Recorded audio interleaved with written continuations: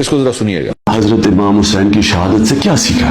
हमने सबसे पहले ये चीज सीखी कि जो ला इलाहा इल्लल्लाह, अल्लाह जिसको ईमान दे देता है, और जिसको इलामा इकबाल कहते हैं इश्क, तो इलामा इकबाल उनकी शहादत को कैसे देखते हैं? इतनी खूबसूरती से उन्होंने बताया हुआ है कि ला इलाहा इल्लल्लाह का मतलब आजादी, और आजादी खौफ से भी, आजादी अपनी मैं से भी, और वो आती है अल्लाह से इश्क करने से।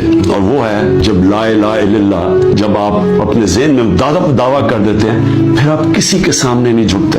तो जब पता था कि वो पूरी की पूरी फौज सामने खड़ी है, पीछे नहीं हटे, झुके नहीं। पता होते हुए एक इंसान को कि हम जीत नहीं सकते, यानी कोई मेरी मौत है, मैं ये जो खड़ा हूँ स्टैंड के ऊपर, तो मैं जिंदा नहीं रहूंगा, उसके बावजूद वो इश्क कितना होता है ऊपर वाले के साथ कि वो कहता है कि ये कोई ना समझे कि मैं खौफ के बुत की वजह से किसी के सामने झुके हूँ। जो उन्होंने बीज बो दिए कि हमेशा मुसलमान दुनिया में जुल्म के सामने जब लोग खड़े होते हैं तो उनको याद आता है उस कुर्बानी का, और ये भी याद है रखें कि यजीद ने कैसे ये जुल्म होने दिया था। वो क्यों कामयाब हुआ? क्योंकि कूफा के लोग इतने खौफजदा थे, उसने अपना गवर्नर, जालिम गवर्नर को रखा था, उसके जुल्म की वजह से वो इतने सहमे हुए थे, वो इतने डर गए थे यजीद के जुल्म से कि वो निकले नहीं। उन्होंने इतना बड़ा सानिया इस्लाम की तारीख में होने दिया, और वो सारी जिंदगी पछताते रहे।